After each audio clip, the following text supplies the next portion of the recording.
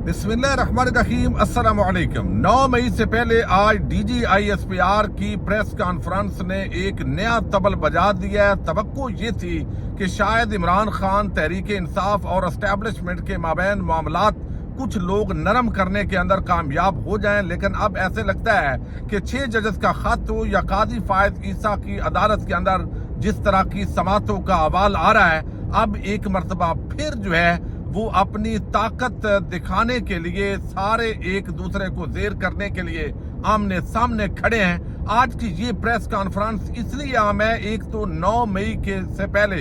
ये press conference की गई है, फिर इमरान खान और तहरीक इंसाफ के हवाले से क्या कहा गया, और सोशल मीडिया इस वक्त जो आवाज है पाकिस्तान की आवाम की उसको दबाने के लिए क्या कुछ किया जा रहा है। आज की इस प्रेस कॉन्फ्रेंस के 10 नुकात जो इंतहाई अहमियत के अमल है, जब वो आपके सामने रखूंगा तो आपको ये अंदाजा होगा कि मामलात अब इतने सादा नहीं है। चूंकि 8 फरवरी के इलेक्शंस के बाद जिस तरह पाकिस्तान की आवाम इमरान खान के साथ खड़ी हुई है, ये एक ऐसी तवक्को थी कि शायद मामलात बेहतरी की तरफ जाएंगे, लेकिन ये मामलात बिगड़ रहे हैं। और अब जो आपको इल्म है, रावी है वो बड़ा बेचैन है और उस आखिरकार वो फटा है। इसकी जो तफसील है वो मैं आपके सामने रख रहा हूँ। लेकिन मैं एक चीज आपको कह दूं कि ये जो आज की गुफ्तगू है, ये चूंकि इंतहाई अहमियत की अमल है, जिन दोस्तों ने चैनल को सब्सक्राइब नहीं किया, अगर वो मुनासिब समझे तो चैनल को सब्सक्राइब कर लें, और जो फेसबुक पर देख रहे हैं पाक न्यूज विद साजिद गुंजल, वहां भी फॉलो कर लें। अच्छा, एक तो DGISPR जो है उन्होंने तवील अरसे के बाद ये प्रेस कॉन्फ्रेंस की है। अच्छा, इसके साथ बहुत सारे ऐसे दरमियान के अंदर वाकयात हुए जिन पर आज सवालात भी हुए, वो बावलपुर का वाकया हो या उसके साथ हम देख रहे हैं जो जिस तरीके से बावल नगर का वाकया हो, या आप देखिए कि 6 जजेस का खत, फिर एजेंसियों पर यलगार, एजेंसियों पर इल्जामात, फिर इलेक्शन जिस तरीके से डाका डाला गया कौम के मैंडेट पर, फिर आइन और कानून की पामाली, लोगों के घरों पे हमले, तहरीक इंसाफ के खिलाफ इंतकामी कार्रवाइयां, ये सारी चीजें चलती रही हैं। लेकिन अब जो है आज उन्होंने एक तो बताया है कि पाकिस्तान के अंदर भारतीय एजेंसियों ने पाकिस्तानी शहरियों को कत्ल किया है। ये आज उन्होंने एतराफ किया है। भारतीय सुप्रीम कोर्ट ने कश्मीर से मुतल्लक पहले से लिखा गया फैसला सुनाया, ये भी बताया है, फिर फलस्तीन के हवाले से भी बात की है। लेकिन असल जो उनका फोकस था वो इस पूरी प्रेस कॉन्फ्रेंस का, और वहां पे जो बीट रिपोर्टर होते हैं, आपको इल्म है वो भी हर जो होता है टीवी चैनल उसने बड़े चुन के रखे होते हैं, और सवाल वो बड़े तरीके से जो करते हैं, शायद वही उस प्रेस कॉन्फ्रेंस के अंदर जा सकते हैं। अच्छा, एक तो आज उन्होंने बताया जी कि अफवाज पाकिस्तान की अव्वलीन तरजीह मुल्क में अमन कायम करना है। सच्चाई हमेशा झूठ पर गालिब आती है। और उन्होंने ये भी बताया है कि जो लोग तनकीद करते हैं, यानी एक तो जो कारोबार है फौज के, उसके हवाले से सवाल हुआ तो उन्होंने बताया जो तनकीद करते हैं वो DHA के अंदर ही प्लाट लेने को भी तरजीह देते हैं, CMH के अंदर ही इलाज को तरजीह देते हैं, ये हमारे रिफाई इदारे हैं, बहुत कंट्रीब्यूट कर रहे हैं। उनके जो अंदाज था और जो गुफ्तगू थी, उससे तो ऐसा लग रहा था कि ये जो इदारे बनाए गए हैं ये पाकिस्तान पर यकीनन बहुत बड़ा एहसान है। अगर ये इदारे ना हों तो फिर जो है वो आप कहाँ से अच्छी सर्विसेज लेंगे। जबकि दूसरी तरफ का बयानिया ये है कि जब कोई इदारा आप बनने ही नहीं देंगे, कोई चलने ही नहीं देंगे, तो उसके अंदर ताकत नहीं आएगी, आइन कानून को अगर रौंदा जाता रहेगा तो फिर ऐसा तो होगा। अच्छा, ये चीज उन्होंने बताई है। फिर उन्होंने कहा कि जो एक सवाल हुआ कि बयानिया ये है कि 8 फरवरी के जो इंतखाबात के नताज है, उन्होंने 9 मई के बयानिए को जबरदस्त कर दिया है। इस पर DGISPR ने कहा है कि नहीं, ये तो बड़ा गलत बात है, ये प्रोपेगेंडा है, ये झूठ है। और उसकी बड़ी वजह उन्होंने बताई कि चूंकि ये 31% वोट बनता है, 65% लोगों ने वोट कास्ट ही नहीं किया, जिन्होंने किया है तो 70% मुखालफ है, 31% PTI का है, और वो भी कोई सारे फौज के मुखालफ तो नहीं है, तो फौज के खिलाफ तो इमरान खान भी नहीं है। असल तो मामला ये है कि जो पॉलिसीज हैं उस पर मेरा ख्याल है लोग तनकीद करते हैं। तो ये मेरा ख्याल है DGISPR का ये कहना दुरुस्त नहीं है, चूंकि फॉर्म 45 के मुताबिक तहरीक इंसाफ के 66 से 70% जो वोट है और सीटें मौजूद हैं, जबकि बाकी तमाम जो पार्टीज हैं वो बहरहाल हमारे साफी जो के सवाल भी वो नहीं करते, शायद थोड़ा डर के करते हैं, ये चीज भी अपनी जगह है। अच्छा, दूसरी तरफ जो है उन्होंने सोशल मीडिया, ये इस वक्त बड़ा मसला बना हुआ है जो कि पाकिस्तान की आवाज है, तो उन्होंने बताया है कि ये जो बेलगाम किस्म की आज़ादी राय है یہ ناقابل برداشت ہے. دوست ممالک کے ساتھ تعلقات ہوں یا آپ کے جو ہے وہ ویسے بھی پاکستان کی افواج ہوں یا کوئی بھی ادارہ ہو, تو ہر ایک پر آپ چڑھ نہیں دوڑ سکتے, اور یہ آزادی ادارے رائے نہیں ہے. انہوں نے کہا جو لوگ یہ بڑھ چڑھ کر تنقید کرتے ہیں یہ ساری چیزیں ان کو وہ بھی علاج ہمارے اداروں سے کروانا چاہتے ہیں, یعنی فوج کے اداروں سے. اور پھر انہوں نے بتایا کہ ہمیں تو نظر آیا کہ عوام نے انتشاری ٹولے کو ووٹ دیا. جوڈیشل کمیشن اگر یعنی انتشاری ٹولہ, یہ بار بار ٹولہ کا لفظ وہ بولتے رہے, حالانکہ میرا خیال ہے 8 فروری کے جو انتخابات ہیں وہ جس طرح 2/3 اکثریت تحریک انصاف کی بنی ہے اور اس کے اندر وہ جو سیٹیں ہیں کس نے چھینی ہیں اس کا کوئی جواب انہوں نے خاطر خواہ نہیں دیا. جوڈیشل کمیشن پر انہوں نے بڑی کھل کر بات کی ہے کہ جو تحریک انصاف کی یہ ڈیمانڈ ہے کہ جوڈیشل کمیشن بنایا جائے, تو جوڈیشل کمیشن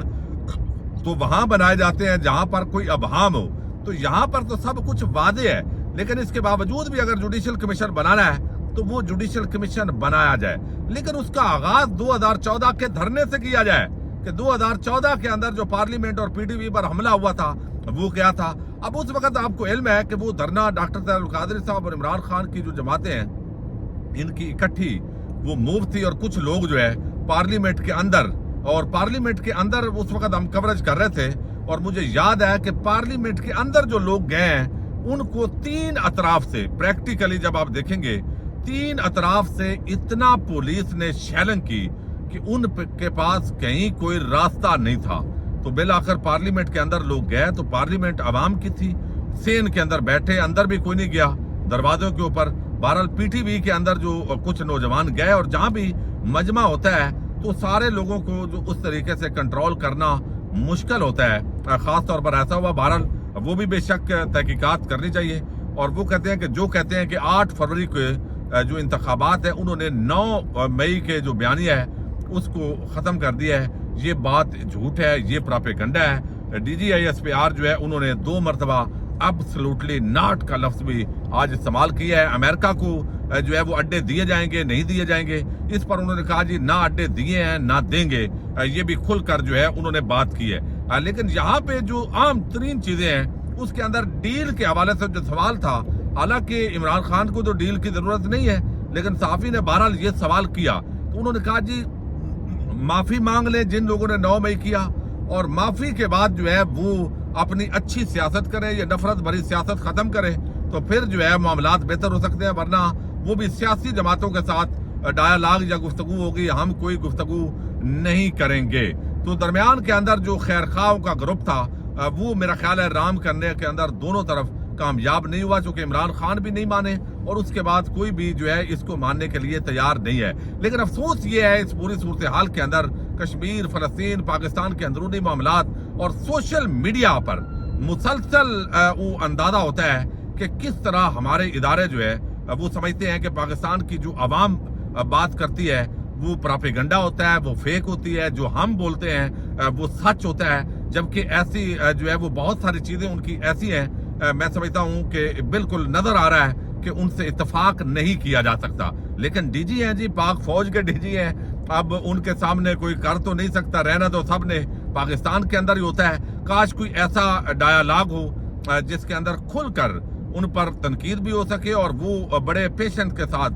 جو ہے وہ اپنے آپ کو جو ہے وہ ڈیفینڈ بھی کریں. لیکن جب اس پوری صورتحال کے اندر اب یہ لوگوں نے ووٹ جس کو دیا, یعنی آپ نے